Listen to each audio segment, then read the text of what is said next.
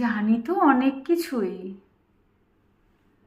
কিন্তু অনেক কিছু জেনেও চুপ করে থাকতে হয়, তাই না? কি বলতে চাইছো তুমি? তুমি যা ইচ্ছে করে বেড়াবে, আর আমি মা হয়ে কিছু বলতে পারবো না? মা হয়ে বলতে গেলে আগে মায়ের মতো জায়গা করতে হয়।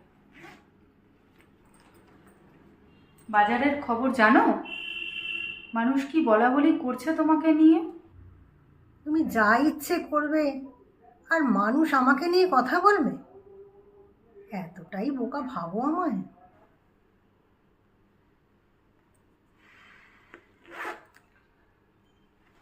তোমাকে যে বোকা ভাববে সে নিজেই সব থেকে বড় বোকা। আরে আমরা তো চুনোপুটি, তুমি কি কম বড় খেলোয়াড় নাকি? কি বলতে চাইছো স্পষ্ট করে বলো। আমি তোমার বন্ধু নয়, মা। যদিও এখন মা কথাটা রেসপেক্ট করাটাই ভুলে গেছো। হ্যাঁ, ভুলে গেছি। কারণ লোকে যেটা বলছে আর চোখে যেটা দেখছি সেটা মিথ্যে হতে পারে না। কি চোখে দেখছো? অলোক কাকু, সম্পর্কটা বেশ ভালোই এগোচ্ছে, তাই না? ভুল। উনি আমার দাদার মতো।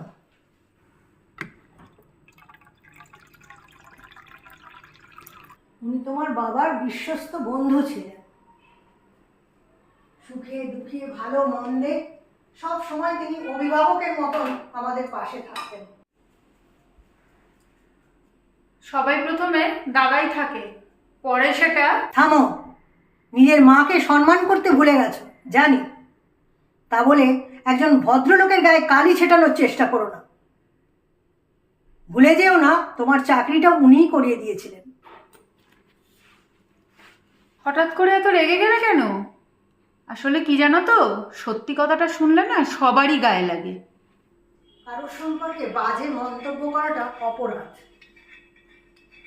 তোমার বাবার তুল্য একজন মানুষকে কোথায় নামাচ্ছ? যে নর্দমায় নামলো তার কোনো অন্যায় নেই, আর যে বললো তার অপরাধ? বাহ! তোমার সাথে কথা বলতেই আমার এখন বিরক্ত লাগছে। স্বাভাবিক, উপযুক্ত জবাব পেলে না কারোর আর কথা বলতে ভালো লাগে না। যাই হোক, আমি বেরোচ্ছি, ফিরতে রাত হবে।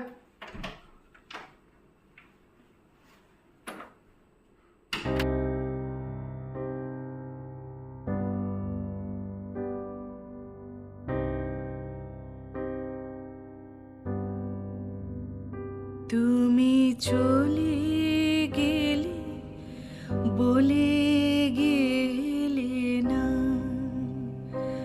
তুমি চলে গেলে বলে গেলে না,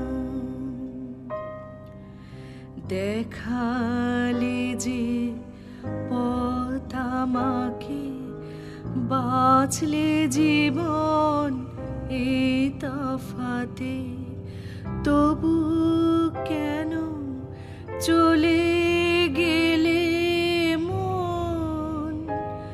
আমি তোমার মতন বন্ধু পাব না।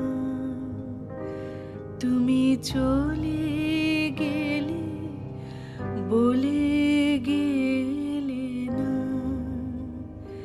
তুমি চলে